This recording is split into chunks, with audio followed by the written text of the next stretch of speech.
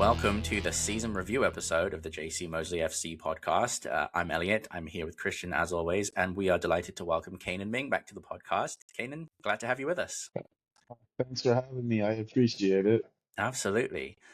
So today we're going to kind of give a review of what's happened in the domestic leagues. We're going to talk about the UEFA competitions as well, just kind of do a wrap up of the season. So without further ado, let's just go straight to it. And Christian, why don't you kick us off with La Liga McDonald's?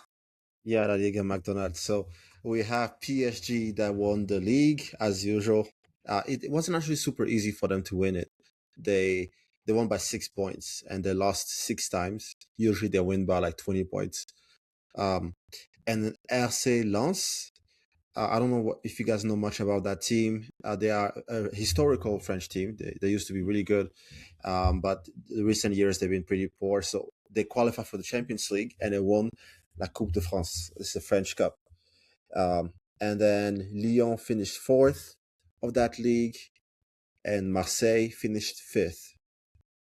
And Monaco actually finished 7th. They only got Conference League. They usually qualify for the Champions League almost every year. Yeah. And then I don't know if you guys remember much of Mason Greenwood.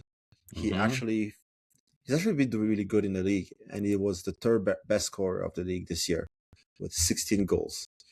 So that's basically a quick wrap up about the French league. I don't know if you guys have anything else to say about it. I was going to say, it's interesting too that looking at the top 3 on the top scorer list, there's no PSG player. Actually, there's no PSG player in the top 5 of the top scorer list, which is really interesting considering how good their attacking talent is.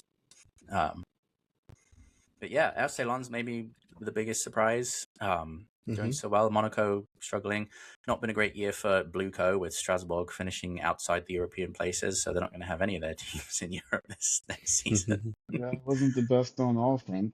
But then, I mean, yeah, we'll get. Well, I'm sure we'll talk more about it when we talk about the Premier League too. But Strasbourg, particularly, losing their coach mid-season, and they were fighting in the Conference League. I think they were in the semi-finals. So, but yeah, PSG getting it done as we kind of expected. No, not really any surprises basically. there. All right, should we move on to the next league? I guess there's not. Sorry, Ligue 1 fans, there's not really much more to say, I don't think. unfortunately. I mean, I guess you could also, they pretty much some surprising. I was actually very surprised to see, I guess I don't follow too much of League One either, but surprised to see Lens up there. Not surprised, I should say, but more of just it's not the normal teams that you will see in the top 2 or 3 in the French league. So definitely congrats to them. We'll see what they do next season in the Champions League. That's going to be interesting. I think next season it'll be pretty interesting to see outside of PSG how the French leagues can compete, how the French teams can compete against the English teams, against the Spanish teams, the Italian teams. So it's just something to keep a lookout on for. I mean, their national team is thriving, France. Obviously PSG is thriving. So we'll see what the rest of the French teams can do. We want to thank our sponsor, Bill's Treasury app. Bill's Treasury app is an application that allows people to track, manage, and pay the bills in one location. So it's simple to use. It's free to download. You're able to add your bills on the application. You get reminders when they are due, and then you just stay on top of them. It allows you to better manage your finances and improve your credit score significantly. It's available on the App Store and Google Play for free. You can download with a QR code that you see on your screen for free. Ken, what are your thoughts about La Liga? Oh, La Liga. Honestly, I love it. It's definitely a fun league to watch. I love Villarreal, Barcelona. Congrats to Barcelona. Real Madrid. It's going to be interesting to see what happens with them. They over the summer, but I think from their standards, they definitely have had a very bad season. I don't think they won any trophy, which is very un-Real Madrid-like. But yeah, we'll see what the future holds for them. They got the special one returning. They still have the best player, well, some of the best players in the world. If you want to count Mbappe as the best player in the world, they still got Vinicius. They still have a squad to reckon with, you know. So I mean, any coach that is going to hop into that job is pretty exciting. Um, but you know, I'd take a look back on Real Madrid. I think their season was just completely taken over by the players at the club. The lack of respect for the coach was clearly there, and as Yeah, a result of that, they just didn't, you know, they weren't able to cross the line. But we'll see what the club does over the summer. But I think there need to be some serious questions about, or some serious answers to be answered going into next season. You yeah, know, can you really defend against the bigger teams in Europe with only 8 people defending, minus Mbappe, minus Vinicius? So it's yeah. we'll see. Yeah, I mean, I think it's interesting that it was an 8 point gap in the end. Barcelona finished on 94 points, Real Madrid on 86. Mhm. I mean, you expect those two to finish in the top two, but I think with the money that Madrid have spent, also bringing in Alonso last summer, well, obviously that didn't work out, but you know, I think there was quite high expectations. Um, and yeah, it seemed like it was the players' egos that defined the season ultimately, not the football. Yeah, and then Mbappe finished with 25 goals, by the way, which is a lot of goals when you think about it. And um, but yeah, they just have a lot of ego issues. I think Xavi Alonso is a great coach, so I don't think it was Xavi Alonso's fault. I heard that sometimes the players were making jokes whenever he was like talking about tactics. They weren't listening to him. They were pretending to be asleep. Those are just rumors, but um, I think they have a really huge ego issue. Mbappe. Whenever I don't know if you guys pay close attention whenever Mbappe and Vinicius play, they I don't know. It's like they're just competing with each other sometimes. It's like pass me the ball, and you can just feel. I mean, we all play football, so we know exactly. Whenever you just have to have chemistry to be able to play together. So I really think there's an ego issue with Madrid, and hopefully Mourinho will come and fix all that mess. I think that's what they're hoping, at least. Yeah, well, I mean, I'm a little surprised, really, in some Mm. respects, that he's got Mm-hmm. the job. But when you look at it from the angle that we've been talking about of his ability to manage players and manage those egos, he's done it throughout his career. So maybe he is the right man for the job at this point in time. I guess time Mm-hmm. will tell. But um, yeah, an interesting one. I think something else I wanted to point out in La Liga, Cainan, you kind of referred to Villarreal earlier a little bit too, but they finished in third ahead of Atletico Madrid, which I think is a huge achievement for them. I mean, it's usually the triopoly of Top three. Barcelona, Real, and Atletico in that Mm-hmm. top three. So kind of nice to see another team pushing into that top four. Villarreal will be playing Champions League again next season, of course, as well. Yes, it's definitely refreshing to see more than just the same 3 teams. I mean, obviously there's always four, but you don't really know who the fourth because it's really just the three Barca and the 2 Madrid teams that people, really look out for. But yeah, definitely seeing Villarreal punch a hole in that. Breaking up the Trinity, if you want to look at it like that, in Spain. We'll see. Also, we'll see what Atletico Madrid does. We'll see if Alvarez stays there for the next season. They lost Gallagher in the summer, well, the winter. Mm, So we'll see. I mean, they're definitely keeping their coach. I don't think he's leaving until he's ready to leave, no matter what yeah, at that club. My question with Atletico has always been is they've always felt like the team that will be the substitute if Barcelona and Real Madrid don't have a good season.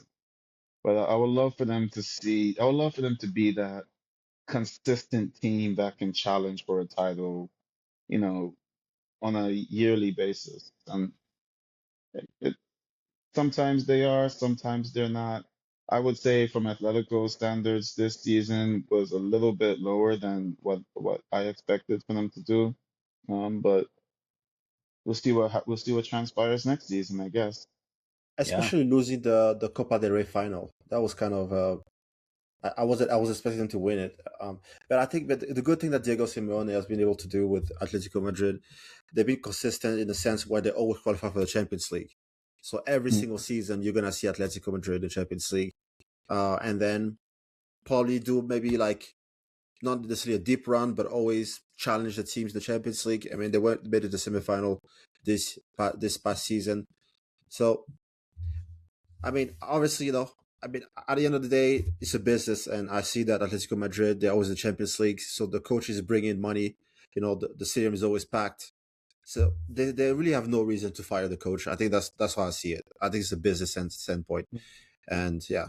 Yeah, just a case of whether they can keep their best players like to Alvarez in the summer. I know there's rumors about him moving on elsewhere. So want to point out too, with final thoughts on La Liga, unless you guys have anything else to add, is that La Liga got their fifth place, got the Champions League this year. Kind of like, the UEFA has the kind of two open spots for the best performing teams or the best performing leagues.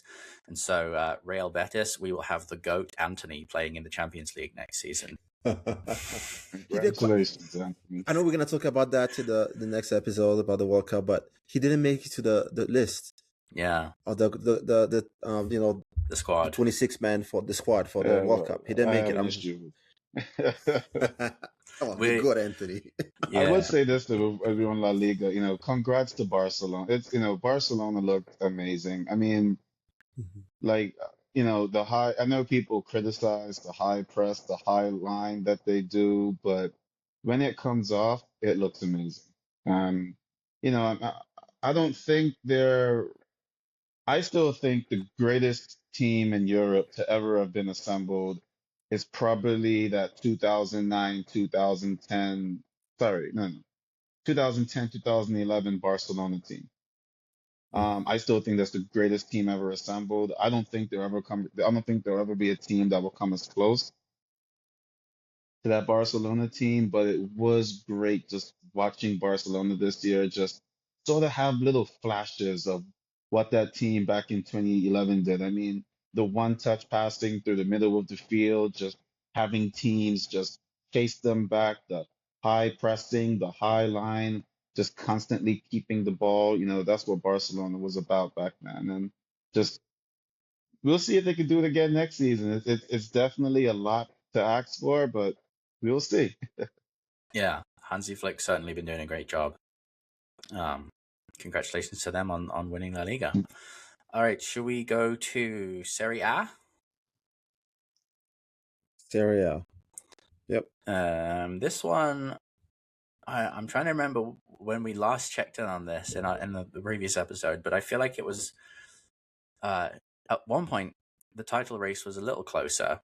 Yeah. But in the end, Inter managed to pull away and won by 11 points in the end.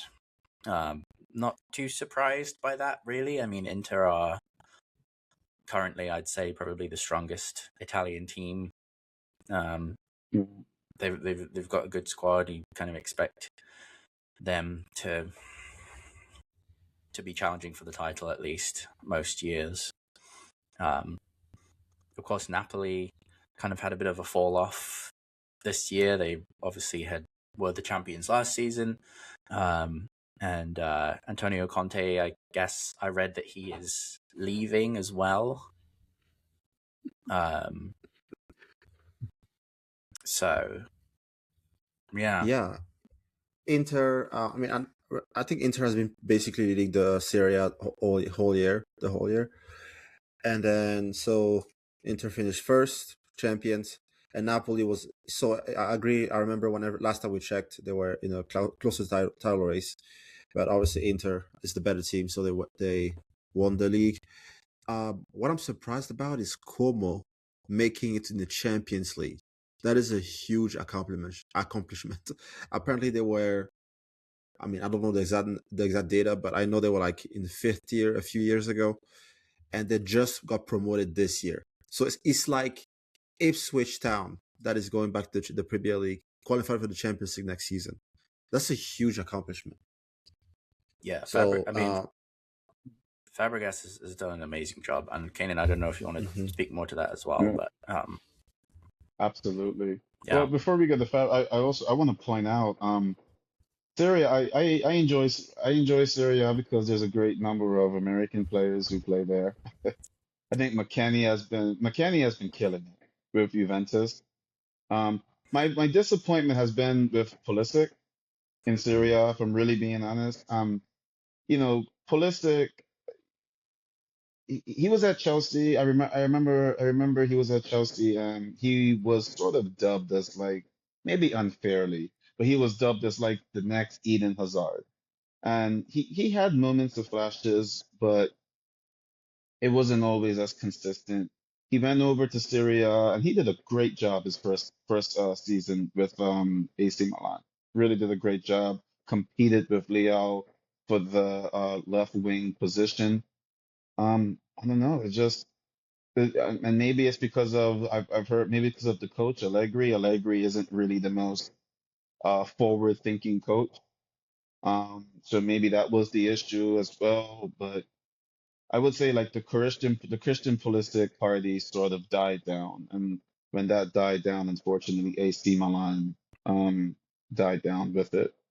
So it'll be interesting to see what happens next year. I mean, if Christian Pulisic has a good World Cup, he is the star for the USA. So it's not like the attention's not going to be on him. We'll see how he does in the World Cup. Hopefully, he can get some rest and after the games and go back to AC Milan, but I definitely thought AC Milan should have been challenging more for the title, especially with the players that they have at their disposal. You know, like I said, they have Yeah, that. Leao, Ruben Loftus-Cheek still there, right? mm-hmm. Yeah, They even have Musa. Modric. Musa's a very Modric joined. sorry. Yeah, I Modric, mean, look at Modric. yeah, they have good players, so they should definitely be competing. They shouldn't be that far off, in my opinion. They should be at least be in Champions League as the bare minimum. So credit to AC Milan for firing Allegri. Uh, I just he's just too boring for me. I hope I never see like he needs to coach like I don't know he needs to go somewhere where they like that kind of football. But it was too boring, and so I'm glad he's out the door. Let's go with Simon and Christian Pulisic next season. Yeah. Well, I mean, it is kind of a surprise when you see AC Milan did not finish in the Champions League places. They got beaten to that by Como and Roma, so they Yeah. were only 1 point behind. And I think going into that final day of fixtures, they were in fourth, but they lost. Yeah, they lost their game on the final day. They lost 2-1, which is what cost them a Champions League spot. So some definitely some room for improvement, because I agree they've got some good players. I think you'd expect them to And be. it'll be interesting though because like it's and I don't know how true this is, but I heard Landon Donovan said this. He said the one thing that American players have to learn is when they go to Europe, it you're not irreplaceable. Like you're a big name on this side of you're a big name on this side of the world, absolutely. But when you go over there, there's always players that can, and even English players are learning this. Like Mhm. Raheem Sterling, and bunch of I'm sure we could bench it, well, a bunch of players to Cole Palmer, even Phil Foden. You can be replaced.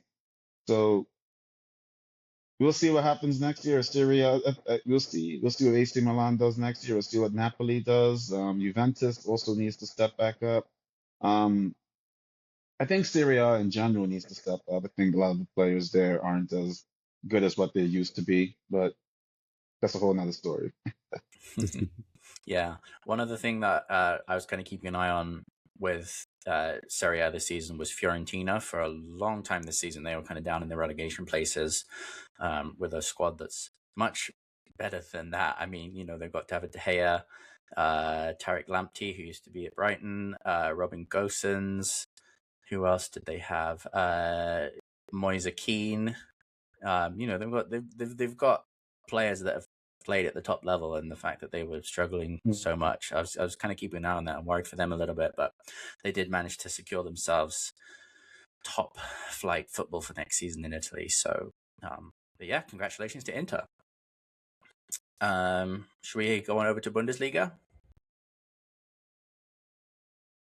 Yeah, Bundesliga. So, unsurprisingly, as we've kind of come to expect, Bayern Munich dominant in Bundesliga, winning the league again this year. Harry Kane, possibly his best season ever. He got Best striker on the planet by far right now. he got 36 goals. That's a 36 lot of goals, goals. I guys. mean, 36 Amazing. goals Yeah. in a 34 game season is crazy, by the way. Best striker in the planet. Yeah. I mean, on current form, he certainly is. Yeah. I'd agree with that, Kane, and I think he's no one comes close to him really, in my opinion, at the moment in terms of a out and out number 9. None credit to Vincent Company. I mean,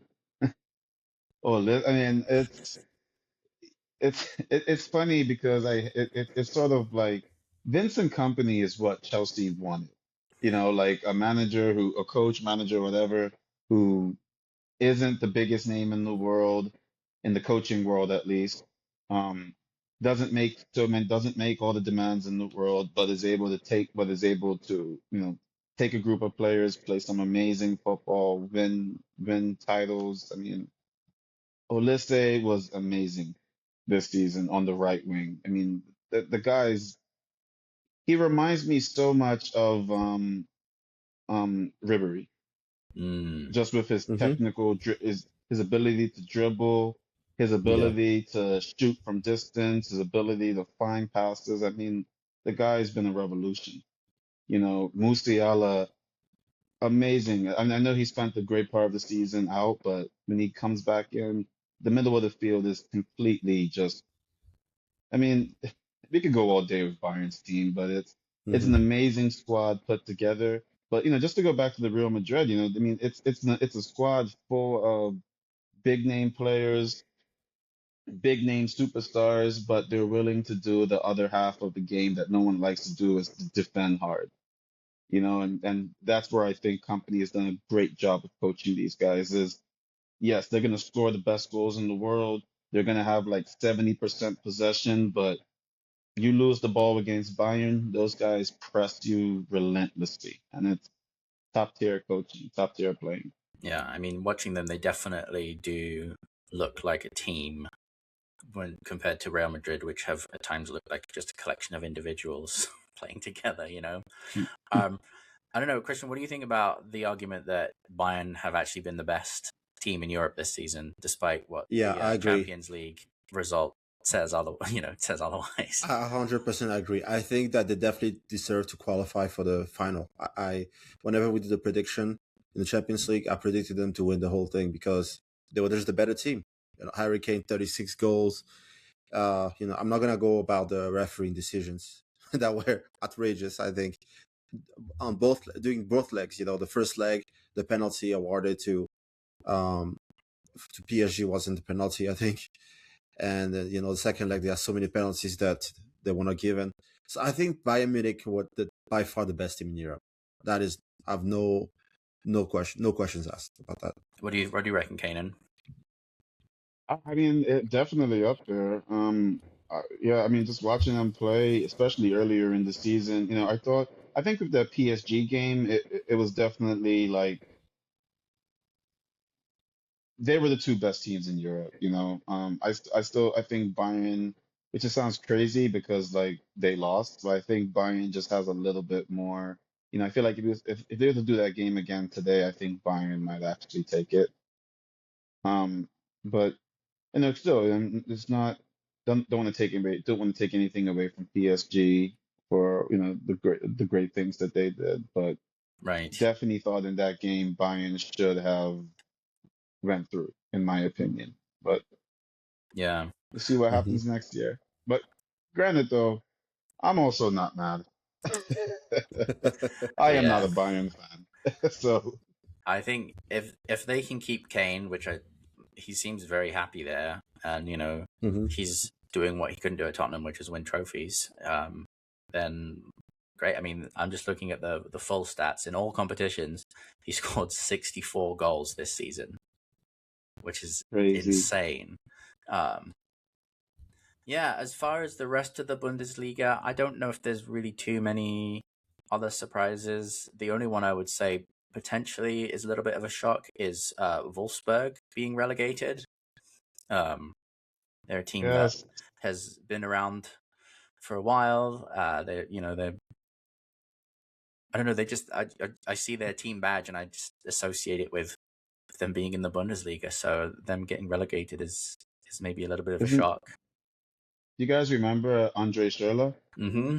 Yeah, I Is remember. that where did he come? Was it him or Kevin De Bruyne? It was one of those two. They're I think they were both at Wolfsburg actually. Kevin De Bruyne. yeah. Kevin De Bruyne went there from Chelsea Oh, it before he went to wasn't City. Leipzig? It wasn't Leipzig for Kevin No, De Leipzig Kevin was De Timo Bruyne, Werner. KDB. Yeah, Timo Werner. KDB. So I confused them for a Yeah. second. But I think yes.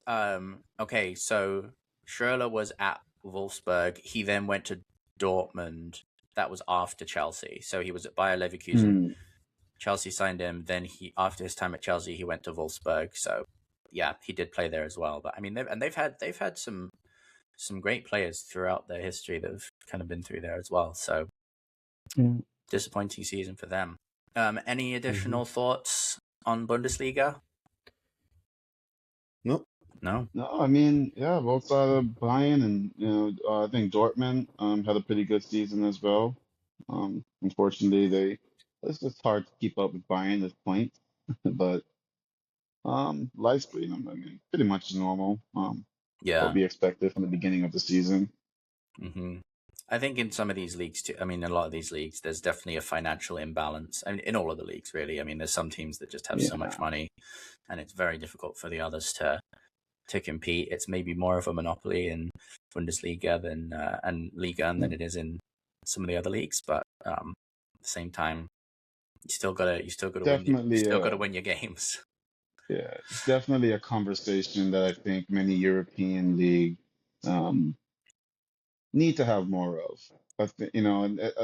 Many of these European teams they hate the Premier League, but the one thing the Premier League does have is there's a bit more of surprises. We can. I mean, we can. We could guess who's going to probably be in the top four for next year. But I mean, we pretty much know what's going to happen with some of these other leagues, unfortunately. Yeah. Well, before we go to Premier League, should we take a look at let's do the Portuguese League. Yeah, the Portuguese League. So Porto won the league, followed by Sporting, and then Benfica. They didn't lose a single game all season. 34 games, 0 losses, but they did not win the league. So they went undefeated, and they still didn't win. So that's kind of a reminder to all Arsenal fans that being undefeated beats nothing. Let's just be honest. It's also a reminder that he's back. The special one is back. Yeah, the special one is back, guys. Exactly. Yeah, that's an incredible. I was listening to Frank Lampard. Lampard was telling a story where he said he was like they were in the training. I guess they were in their training room, and Jose Mourinho said, "You guys, we play. I think they were playing against Barcelona or Arsenal or something." He said, "We," he said, "they're the better team, but we cannot lose." That's why Mourinho is going back to Real Madrid. He doesn't like, he's not a loser. It's not going to look pretty, but he'll get the job done, I guess. Yeah. Well, I mean, it's an incredible achievement to go unbeaten across the season for anybody, but they had 11 draws out of 34 games, which is just too many if you want to win the title. So, it's a good achievement. They'll be looks like they'll be playing Europa League next season, Benfica, based on how the Portuguese league works. But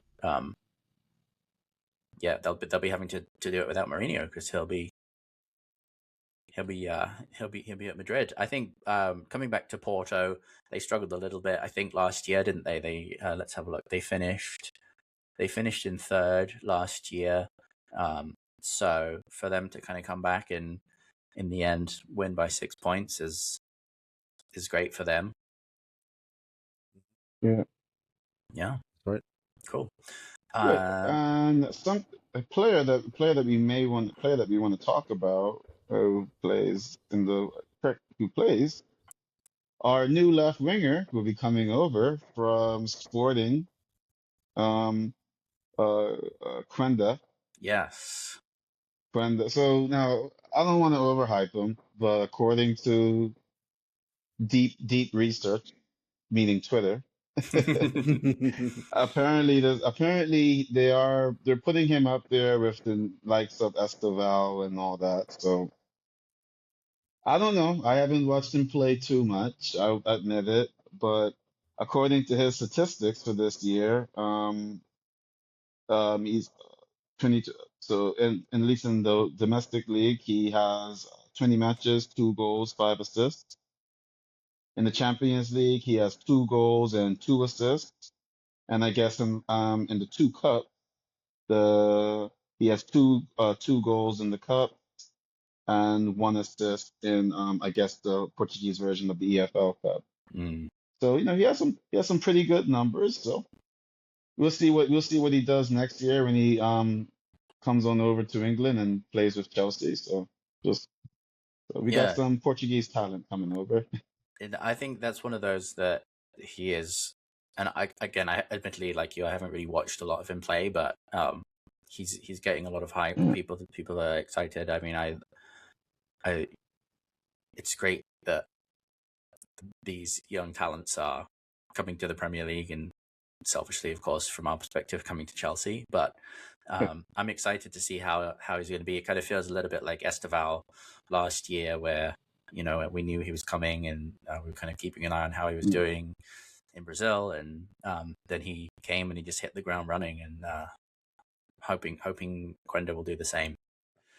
Before we do Premier League, shall we take a quick look at MLS? Obviously, they're kind of mid-season rather than at the end of their season, but Yeah. we can just kind of check in with where they're at. Obviously, they kind of split at this point in the season. They split between the Eastern and the Western Conference, and it's kind of typically how the playoffs are formatted. Although there is the Supporters' Shield, the kind of overall highest points at the end of the season for each season. Nashville, so looking at that table, kind of the overall table, Nashville are currently at the top of the table, Vancouver and San Jose close behind, and Messi's Inter Miami down in fourth. Oh, wait, do you have the most up-to-date They're second now, table? Inter Miami. They're second now. So Miami's second in the Eastern Conference, but overall in the Oh, yeah. Supporters' Shield. Oh, Yeah. okay. Yes. Sorry, I my thought you were bad. talking about because I was looking at the table right now, and Nashville is first, the Eastern Conference, and Inter Miami is second. Yeah. And then on the West Coast, obviously we have Portland. Oh my God, you guys fired your coach, right, Elliot? Cainan, you fired the coach. Oh yeah, Mr. Neville is out. I mean, to be fair, I don't know. It's something about the Neville family and coaching. I don't think anyone's ever liked them. Yeah, that's right. I don't know. But Portland. I think with Portland, his coaching definitely didn't help. His tactics was was often confusing. He tried to play, in my opinion, he tried to be a little too English. And instead of really playing to the strengths of the MLS, which is to, be aggressive, go for the ball, go for it at all times. I mean, you take a look at, say what you want to say, like take a look at Inter Miami games, I mean, there is no one who plays against Inter Miami that says we're gonna try to sit back and absorb the pressure. Yeah, you sort of go into the game thinking Inter Miami is going to most likely score 1 or 2 against us. We have to outscore them because their defense is terrible. It's with That's Phil right. Neville's train of thought. It was like, well, we're going to absorb the pressure. It's like, come on. Even I could tell you that's a bad idea, and that's just it's just it's just anti Central American soccer. It's just we don't like to play that kind of, I mean. Take a look at the Club World Cup. Even Seattle didn't park a bus against PSG. Even they went like, we're gonna go play. So I'm glad he's gone, and I hope he finds a job back in England, not Chelsea, maybe Arsenal or Tottenham. But No, I mean Vancouver has been doing an amazing job. Thomas Muller has come in and, you know, doing what he did in Bayern Munich, scoring goals, creating chances. San Jose is amazing. Nashville is an amazing. So it's going to be an interesting season. I don't think Inter Miami is going to keep their title. I think their defense is too weak. I actually think it's going to come back to the West Coast this year, the title, Yeah. in my opinion. There we go. Nice. Yeah. Cool. Yeah, but So Christian, you're making fun of me. Colorado's not doing much better. Yeah, Colorado is doing really terrible this season, but we'll catch up. We'll come back. What I I find Well, funny Minnesota. is well, I was what gonna I say find fun. What I find where is Minnesota? we are 8th in the West right now. Oh, okay. Well, at So least one of A us will playoff be in the spot. playoffs. yeah, I mean it's funny because the only MLS game to have been to this season is Minnesota against Colorado Rapids, and that was one of Colorado's few wins.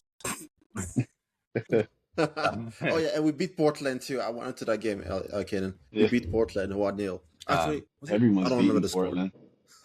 So yeah, I was just gonna say that the level of the league is in general, I think, has definitely risen a lot. We've talked about this in previous episodes, but there's always kind of been this notion that MLS is a retirement league, and I think there's still potentially some elements of players in the later stages of their careers coming out to play in MLS. It's just maybe a bit of an easier time for them than others, but I certainly would not describe MLS as a retirement league. I think the quality is vastly improved over the last 5 to 10 years. I agree. I mean, I think one thing I really appreciate is, Messi actually coming over and playing. I mean, he could have easily just came over and just walk around the field and, score a couple of free kicks now and then. But he's actually coming over. He's playing. Luis Suarez is playing. Um, what's that guy name that just DePaul? Man, a bunch of these schools is Timo over here. Werner, Muller Sony. is playing. Timo Werner is over there killing it. I mean, well, maybe not killing it, but he's running at San Jose. He likes to So, run. and I think what that does is, I mean, that raises the competition level for American players in the US and for players in Central America, from Mexico, Panama, or wherever they come from. The Canadians, they're coming down, and you get the sense like, man, we're playing in a top tier league now that's being viewed all around the world. Apple TV is, I think what they did with getting rid of the MLS pass really has helped grow the league now, so you don't have to pay two different fees to watch games. You know, the MLS now is, they're selling out football stadiums, not just with Messi games, but with other teams and stuff who are playing, so it's they're definitely doing their part in growing the game in the country. Hopefully, the United States has a good World Cup this summer, and that will continue to grow the league. So, and hopefully, it could grow the USL league too. And I know there's calls for maybe a promotion and a relegation. I'm sure there are plans for that or whatever in the future, but this is doing nothing but just growing the sport in the country. And it's crazy to think how fast soccer has grown in the last like 10 years in the US. Yeah, absolutely. All right, cool. Should we go to the big one? Should we go to the Premier League? Christian, you want to? Yeah, let's do it, man. You want to run us through The Prem, the highlights? the most beloved league in the world, most The watched. league of all leagues. The league of all leagues, financially above every other league in the world. So, Arsenal, the Invincibles, they won the league. I just want to first say congratulations to Arsenal. Even though I think they got lucky in a lot of referee calls, but they were the most consistent team. You have to give it to them. They were basically top of the league the whole year. Maybe 95% of the time they were top of the league this season. So I think that they deserve that. Manchester City finished second. United came out of nowhere. I did not see that coming. They were basically relegation. They were in relegation battle last year, and then now they are third. That's incredible. Aston Villa fourth, Liverpool fifth. They still qualify for the Champions League despite everything else. And then the mighty Chelsea. I did not see that coming, Elliot. I told you we would not make it to the Champions League. I don't know if you remember. I predicted Chelsea finishing sixth. I did not see that coming, being ending 10th. So, wow. Uh, what are what are your thoughts about all of this, guys? I think with Chelsea, I don't know. I mean, I I think the season was not a good season at all. I still don't.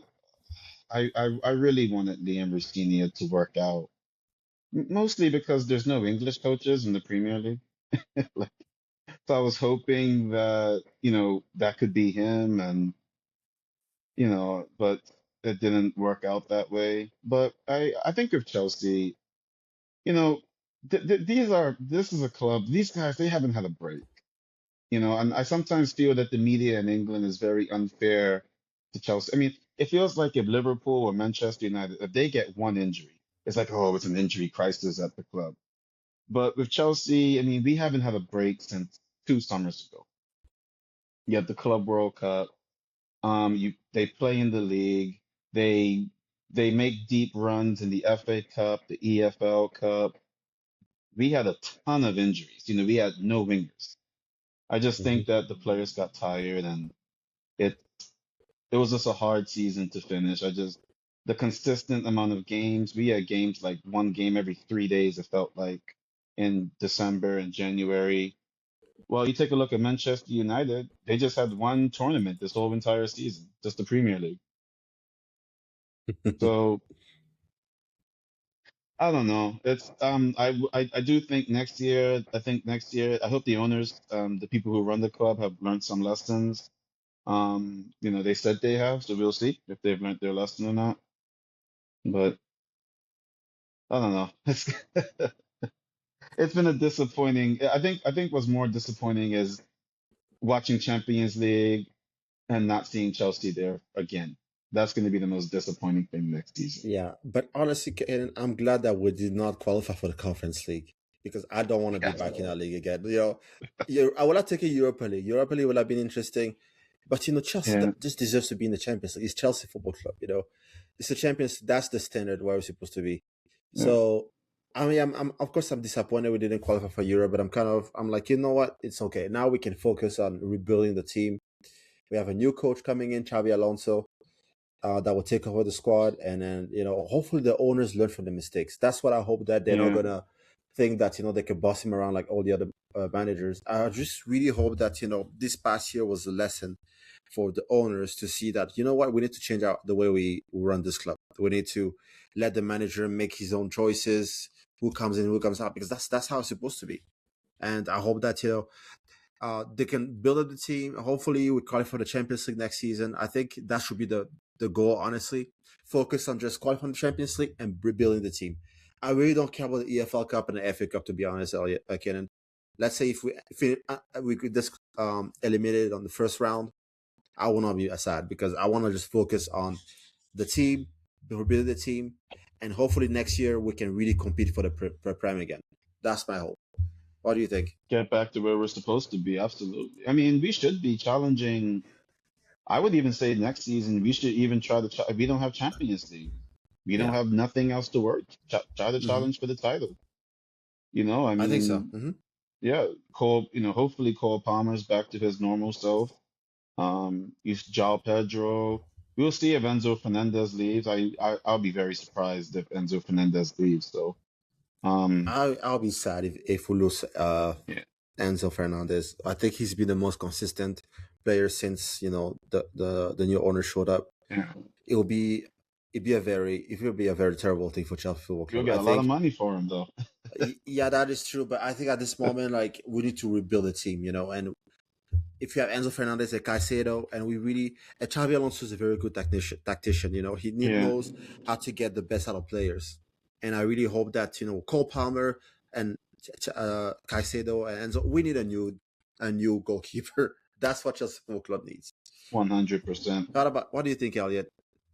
Yeah, I think from a Chelsea perspective, very disappointing how this season's turned out, especially after the high of the Club World Cup win. I mean, I really thought and hoped that that was going to be the catalyst for us going on to challenge for the title, or win a domestic trophy, or like I really thought that we were going to improve and push on, but was very, very disappointed with the recruitment in the summer, and the fact that there were some issues in the squad that really just clearly were not addressed properly. I think I agree. We needed a new goalkeeper. I to be fair and to Sanchez's credit, I think he really did improve this season, and he's been one of the better players. But also, I don't know. I just think we need someone better. I think Levi That's the Colwill. hard part, you see. That's the hard part with Sanchez is that he actually is getting better. And it's like, how do you now, like, how do you, it's like, and I get it, for us as fans, it's like, yeah, just get another goalkeeper. But like, how, like, for people who are actually working with him, like, you have to sit down with them and explain, like, you're getting better, but you're not there yet. But then he could very much point out to, like, look at Cucurella. Cucurella, he wasn't. He got better. Moise Caicedo got better. Enzo Fernandez, all of these guys got better. So it, like, like like I'm in the boat too, right? I would like a better goalkeeper, but then it's like you will see Sanchez pull up an amazing save. You will see him find passes on the field with his feet, and you're like, oh yes, this is it. And then Mm-hmm. so it's hard with Sanchez if he's so inconsistent. Yeah, But Yeah. it's like, yeah. eh, Go ahead, Kenan. You were saying? but I also think too, I think next season, if we could have another center back, I think if Colwell can have, and correct me if I'm wrong, but Alonso, I know Alonso, he likes to switch. Sometimes he likes a back three, sometimes he likes a back four, depending on what happens. I think if we can get another center back to play, another quality center back to play alongside Colwell, I think I think it will be a little bit harder to score against next season. I Yeah. think there were some defensive errors with Fofana, Chalobah, even yeah, Pato sometimes. So hmm I do think one of the key reasons for our season tanking like it did was Colwell being unavailable for the entire season. I mean, Mm-hmm. Maresca asked for another centre back in the summer and he didn't get it, and it turned out that that's exactly what we needed because Mm-hmm. our defense was just not as good. Yeah, I don't know. I think it's a little hard to be mm, overly optimistic at this let me ask you stage. guys Obviously, something though. yeah, yeah, Like, shouldn't all right, so it seems the way now that how clubs want to work is clubs want to give a lot more responsibility to this, which I understand that, right? Because like if I was a billionaire and I go and buy a basketball team, like I'm not trying to make decisions, but I don't know basketball like that. So I get why the owners hire sporting directors. But should the sporting directors should they be held to a higher standard? And what I mean by that is like they're the ones who are making the decisions on the players coming in and the coaches coming in. And they will, they will make a case to Todd Bowley or to the owners, and they will say, this is the reason why Xavi Alonso or this person should work for Chelsea. Should they be held to a standard of you guys picked the wrong people? The coach you guys picked didn't work out. The players that you guys have picked, they're not on the trajectory that they're supposed to be on. Should they be held to that standard like the coaches are, or should it still just be still 100% on the coach's fault? And it's not just Chelsea; it's like a bunch of other clubs yeah, too. But then it seems that the coach, it seems like if you're taking away that power from the coach, like if I can't pick the players that I want, why should I be held, you know, responsible for the whole team going down the drain if these aren't even my players. You know, I don't know how do you guys feel about that? Yeah, I totally agree with you. I think that the sporting directors at Chelsea have been horrible, and I hope that the owners, replace them because they've just been terrible. And like Juventus, they fired the coach, but they also fired some sporting directors. And I don't know why Chelsea can do the same thing, because I don't know if it's the same sporting directors we've had since they joined the takeover from the new owners. I don't know exactly, but this past season, I think they should be blamed for everything, really, because apparently Maresca didn't really have a say in transfers. Who was leaving and who was coming. Obviously, he had an input, but he didn't have the final say. In a lot of things. And you really can't blame the coach if that he told you, to get us a new center back or get us a new winger, and you don't get him a new winger, and you're like, oh, it's the coach's fault. I mean, the coach asked for it. You know what I mean? So that's what I hope, that I was telling you, Kenan, earlier, that I really hope that the new owners learn from those mistakes with Xabi Alonso. And when he Yeah. wants a new goalkeeper, don't just say, "Oh no, Sanchez is good. Let's wait until his value goes up in a couple of years." Like, no, just get a new goalkeeper. So we'll see what happens. But I agree with you on that, Kenan.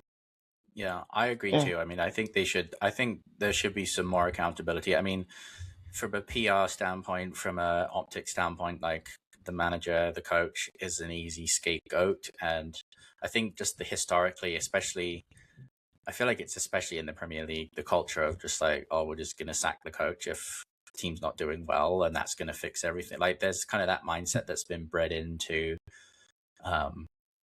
things. And I think that worked when those people in those roles did have more control, but it definitely is moving to more of the sporting director model now. And, the sporting directors can hide their bad decisions very easily behind managers who had no say in the decisions, like you guys were saying. And, I mean, if it was up to me, I'd arrest our sporting directors for signing Garnacho, but I know.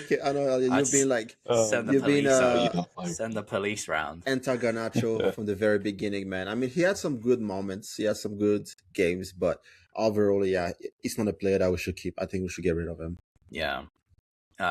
I see why I see why they signed him, because he was at Manchester United, and to be fair, like under Ruben, they wasn't really playing with like wingers kind of a deal.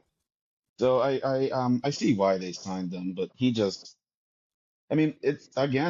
had every opportunity to take the bull by the horns and go with it. So it's not like opportunity was not given to him. I just don't think he's at the quality of like Esteval or Cole Palmer or our other attackers, even Neto.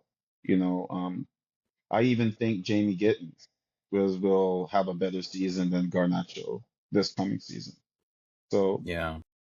I don't know. Maybe I don't know. Great.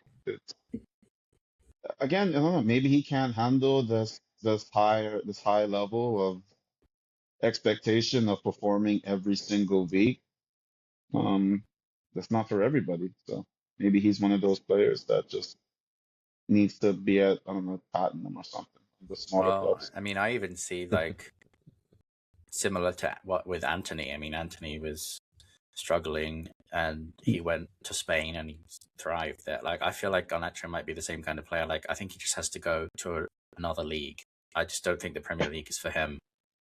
Yeah. He's not a physical player, Garnacho. And it's like you said, he's definitely someone that he likes to get in behind of defenses. He's not someone that's gonna run at the right back. I mean, how many times have he been in the one-on-one situation on the left and he refuses to take on the player in front of him? And he would pass the ball back to the midfield and the cycle starts again. So I agree. He's just, I don't know. I don't see him as like I see him as a player we'll call on for the Conference League. I don't Yeah. see him as that guy that we want on the field against Liverpool or Arsenal. I don't know. He's just not there as a player. Well, this has been great to talk about our frustrations with Chelsea. It's helpful. It's helpful that we are all Chelsea fans, so we kind of all share the same sentiment a little bit. But yeah, as far as the rest of the season goes, or the rest of the teams, the table, how it kind of shaped up. I mean, Man United, my thoughts on them is they didn't have any other competitions that they were in other than the Premier League for most of the season, so they kind of were able to focus fully on that. And I think you have to give credit to Michael Carrick. He's done a good job. He's somebody that's come Yeah. in and he knows the club, he knows the culture, he's got the players playing for him. So, fair play. I think Unai Emery has done a fantastic job at Aston Villa. Continue to do so. I mean, they were in a relegation fight when he took over, and he's got them into Europe, I think, at least the last 3 seasons, if not more than that now, because I know they were in Europa League this year, they were in Champions League last year, they were in Conference League the year before, so that's great. Also, Bournemouth, Sunderland, and Brighton getting in European spots is pretty impressive. Callum, Sunderland, they just came up from the championship. Look at these guys. Mm-hmm. They went from championship to Premier League to they're not champions, the Europa League. Europa Yeah, League. Yeah, Sunderland. that's Sunderland will be playing improvement. Europa Huge League next improvement. season, which is That amazing is for them. impressive. Yeah, I think looking at the rest of the table, Newcastle. Tottenham, skin of their teeth. Oh, the skin of their teeth. They survive. They're very lucky, and that's the one thing. We'll see what the Zerbi does next season. They need a major squad overhaul. That team does not seem built to compete in the Premier League. None of their players seem strong enough, in my opinion, to be consistently playing. I think next season though they will be competing for at least mid-table. I don't think they're not in any other tournaments, so they could really focus um, on competing in the league. I don't think they'll be anywhere near the top, just because I don't think they'll be able to buy a bunch of players this summer. But Yeah. it's I think their leadership has definitely learned some lessons um, over the last 2 years. So Yeah. we'll Well, see what happens. We'll see if the Zerbi does. Yeah, I mean, it's kind of surprising, really, that they finished 17th 2 seasons in a row now. That was kind of Yeah. forgotten because they won the Europa League last year, but they finished 17th in the league last year as well. So definitely some issues. I think Newcastle as well, finishing in 12th. Obviously, they were in top 5 last year, too, qualifying for the Champions League, and they have really had a bit of a fall off this season too, which I'm kind of surprised a little bit by. And then, as you kind of alluded to, Sunderland staying up after being promoted, and Leeds also staying up after being promoted. So obviously, the last few years we've had the trend of the 3 teams getting promoted, going straight back down again. But it's kind of nice to see that trend not be repeated again this year, just to kind of switch it up a little bit and have some variety. And we'll have Coventry City and Ipswich were the ones from the Championship that got promoted. And then we had all the drama with the playoff final with Southampton spying on Middlesbrough and getting kicked out of the playoffs, which I've never heard that happening before. Yeah, have you guys ever? Has it ever happened in the history of football? Something like that? I don't know. I certainly never heard of anything like that. Yeah, I'm sure it has. Maybe I have to do some research. I'm sure it has sometime in the past. But Maybe not in ultimately, England, but maybe some other countries. Yeah. I mean, for it to happen in such a high profile, championship playoffs is kind of crazy. But ultimately, Hull won the playoff final, so Hull will be the one coming up with Ipswich and Coventry. We will be saying goodbye to Wolves, Burnley, and West Ham, which is I'm kind of surprised by West Ham being relegated too, in some sense. I mean, they were Conference League winners a couple of years ago. They've really had kind of a big fall off in the last year or so. Yeah. But finances have really hit a lot of these clubs in England, and it's crazy to think about it because Burnley made more money than Barcelona. When you take a look at it. That's But it's crazy. it's just the Premier League. It's the Christian said it's the best league in the world. You got the best players from top to bottom. There's no easy game. I mean, that's I know as fans we sit here and we're like Chelsea, Manchester City, Liverpool. We expect them to win every single game every single week, but it's a competitive league, and anybody at any time can score on you. So you can't sleep on it, and that's the hopefully the owners have learned that lesson for Chelsea. You gotta be ready for every game. But Absolutely. Yeah. but I think we're Hopefully gonna win the improvements league next next season. season. I like that. I think Chelsea's Let's gonna win the league next season. Esteval's gonna have the most goals and the most assists. Good. We need that. let's go in with that positive energy, Cainan. I There we love go. it. Okay, we'll take a short break, and then once we come back, we can dive into the UEFA competitions.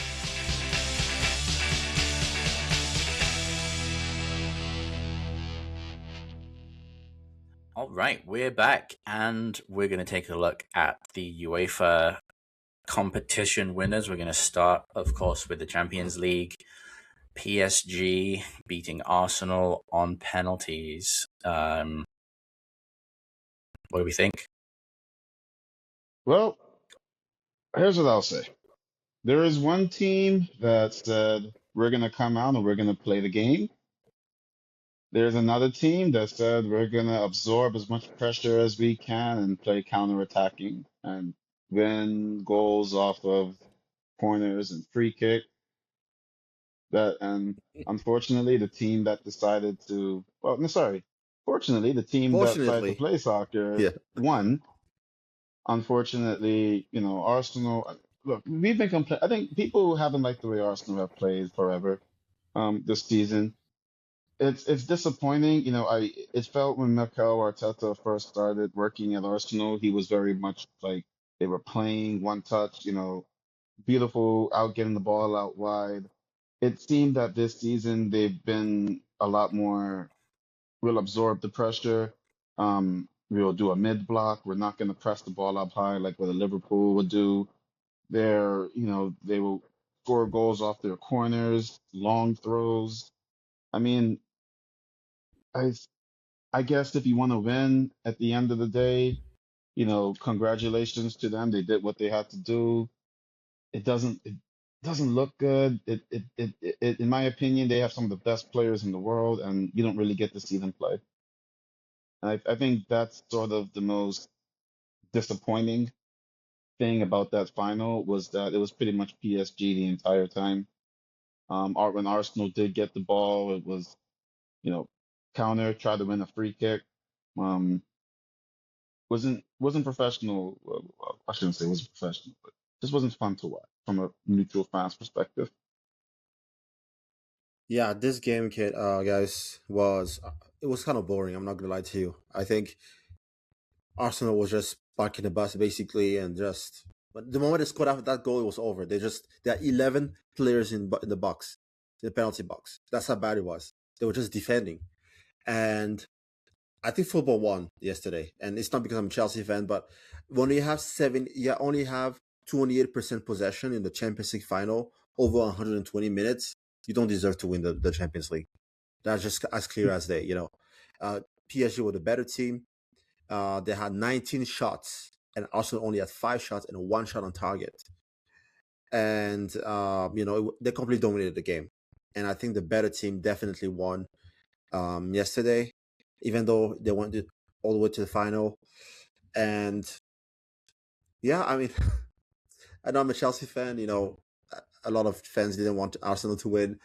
I mean, it's football. It happens. You miss penalties. You can't really say that Gabriel didn't have a good game because he had a really good game. He was one of the best players, Arsenal players. But, you miss a penalty and you don't win the Champions League. But at the end of the day, I really believe that I didn't like the way Arsenal played at all. They were boring. They were just defending and long balls, corner kick. And they only had a few corner kicks. Let me see how many corner kicks they had. I know we called them Arsenal looks corner like kick FC. 3. Looks like they had 3 corners. and PSG had 11 corners. So, that just tells you that they were just parking the bus. But at the end of the day, you just have to do what you have to do with the Champions League. But I believe that the better team definitely deserved to win that. It was PSG. They were outstanding the whole game, and yeah, they won. Yeah, So that I think we kind of alluded to it earlier. I would have loved to have seen Bayern in the final. I think they probably deserve to be there. I think PSG had some questionable refereeing decisions in the previous round go in their favor, but it is what it is. Like, if you get to the final, you got to win it. And I don't know. I almost think that Arsenal scoring early was like the worst thing that could have happened for the game as a spectacle, because as soon as Arsenal got their goal early on, we knew they were just going to sit back and put everybody behind the ball, and it got them to penalties, but it's not.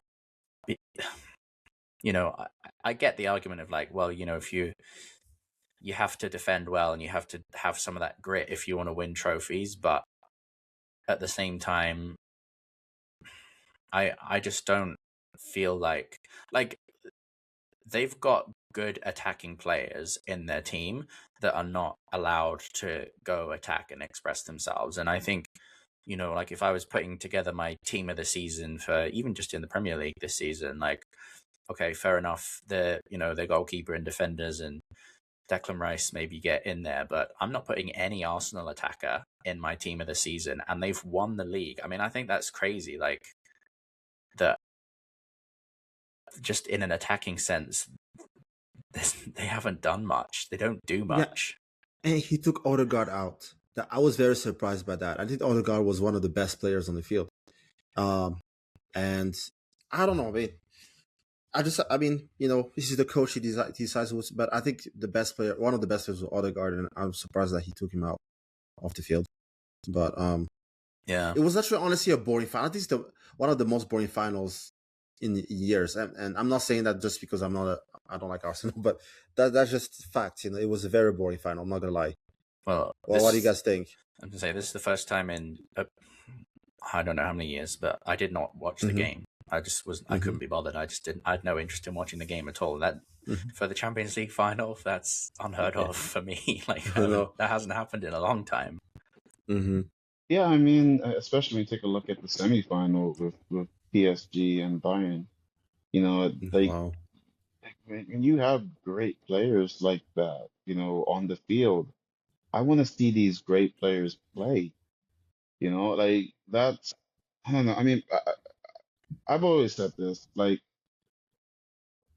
I'm happy that we won the final in 2012, but I never liked how we won it. I was never a fan of how Chelsea won it back then. I was more happy with how we did it in 2021, where we were actually playing a little bit more. But in 2012, I also get it because Chelsea, we were very much underdogs. We did not win the Premier League in 2012. In fact, we were like seventh or eighth. We were like way off the We're Premier League. sixth. Yeah, we finished sixth. Yeah, Yeah. sixth. We were like way off the Premier League. We didn't have the same quality of players that Barcelona did, that Bayern Munich had, outside of Drogba, Lampard, even I guess Terry Terry. was injured. Well, not he got a red card. But, I look when you look at it from that point of view, it's like you sort of see why Chelsea did what they did. But I don't understand why Arsenal did most of their season just playing that way, playing, and maybe it's because they wanted to win and give their fans a trophy. Which, from that point of view, I get it. Arsenal has taken a lot of crap from people over the years, so I get it from that point of view. You want to win, but I don't know. I also look at it and say, what's the point of having a player like Saka on your team if he's not gonna let him play? Even Martinelli, even Eze, you know, what's the point of having them if you're taking away their ability to play? So Yeah, I don't know. exactly. Yeah, for sure. I mean, I think, it's If I was a professional attacker right now, I'd be looking at Arsenal going, I don't know if I really want to go there because Mm. I'm not gonna be able to attack as much as I want. But I don't know. I'm not a pro, so maybe there's things that are going on that I don't know about. I do think we have to give credit to PSG for doing back-to-back Champions Leagues. I mean, it's Yeah. Most first team definitely. since Real Madrid to do it. Yeah, this is Even the if third time ever. even if But we have some, yeah, it goes back to what we were saying. I mean, the game has. This is where I think Real Madrid has to learn. The game has changed. You gotta have it. It used to be get you a superstar and you're set. Hmm. Whether it's Ronaldo or Drogba, Wayne Rooney, all of those guys. Nowadays you gotta have 11 players attacking and 11 players defending. And when you take a look at Dembele, you take a look at Rafinha. I mean, these were Ballon d'Or competitors talking about if we don't run, we're gonna sit on the bench. Hmm. You take a look at Mbappe, you take a look at Vinicius. I mean, you just see a difference of like these guys have no intention of coming back to defend, and in a way, it's easy to play against Real Madrid. It's easy to defeat them. So, like you said, credit to PSG because they make it hard to defend against, but they also make it hard to attack against. And Hmm. I think it says something towards the end of the game. I mean, you saw Dembele, like the guy could barely move. They had to take him off Hmm. at 90 because that's how much running that he's doing. And this is a Ballon d'Or winner. If anyone has Hmm. earned the right to say, you guys pass the ball to me, it's Dembele kind of a yeah, deal. for So sure. it's, yeah, credit to Luis Enrique for getting these guys to run. I mean, I've never played at that level or coached at that level, but I can imagine it's very difficult to maybe convince your attacking superstars, hey, you guys have to drop back on defense, you know? Yeah, I think so too. I mean, I think they've been great. I mean, they were the team that for the longest time was getting a lot of banter from people about they've spent so much money and they have had so many superstars in the team, but they never won a Champions League, and now they've done it back to back. I mean, Yeah. it'd be kind of curious to know what Mbappe is thinking right now, having left PSG right before they go back to back Champions League winners. But um, it's the game's the game. That's how it goes, I guess. Cool. Shall we move on and we'll talk about the Europa League final? Yeah, it's the Europa League final. Aston Villa winning it cleanly 3-0. Two goals in the first half and one goal in the second half. Um, totally deserved. They've been the best team in the competition. I'm really surprised that they didn't have more competition from other teams that were in the Europa League. But wow, Aston Villa was battling for relegation just a few years ago. I think they got promoted from the Premier League like a few years ago too, and Yeah, now they 2019, are I think. literally, you know, top six team. Chelsea's not even a top six team anymore right now. So that's, I mean, yeah, you have to be honest. Chelsea and It's Tottenham not wrong. have not been regularly in the top six. So now we have to compete against Aston Villa for the Champions League next season, which is insane to think about. But this is where and Unai Emery, I think that's like his fifth or sixth. No, I think it's his fifth I think it's Europa League his. trophy. Yeah. Yeah, And the only Europa League final he lost was against Chelsea with Arsenal. So I just have to put it out there. with Arsenal, What we I'm have to make sure impressed with that's Yeah. is yeah. what I'm impressed with is how he's able to keep his players. And I keep waiting for this like Aston Villa mass exodus. Like how long will Morgan Rogers stay there? Um, but credit to him for keeping those players there. He's doing a great job. How long will he be at Aston Villa? You know, but yeah, we'll see Yeah. what they do next season. I would say this though. Last time they were in the Champions League, they had a very hard time keeping up in England domestically. Hmm. So it's going to be very interesting to see like what moves they make this summer in order to be competitive on all fronts. Because the one thing you don't want is to get way up in the Champions League position, but have such a bad domestic league that you go back down to like, eighth or ninth place. The one thing that Aston Villa, I mean, the one thing that Chelsea has is billions, so we could always buy a new team. I guess some people, that it's a little unfair to other teams, but it is what it is. Aston Villa doesn't have that, so we'll see what they do next season. But great job at the finals. They've definitely deserved it. They've played some great football, great soccer, domestically and as well as in the Europa League. Yeah. And keep in mind, they were supposed to be in the Champions League. So Yeah. Yeah. The fact that they missed out on a Champions League place kind of on the last day of last season is actually to their benefit in the end, that they've ended up winning the Europa The League. Europa League. Yeah. So now we want to go to Conference League, unless you guys want to talk more about this. Yeah, well, one thing I will say is Unai Emery in a final of the Europa League with a team that has Villa in their name, Sevilla, Villarreal, Aston Villa. Don't want to come up against that. Yes, let's look at the Conference League and another English team winning the Conference League. I think this makes... So 1, 2, 3. This is the 5th edition of the Conference League, and 3 have now been won by English teams.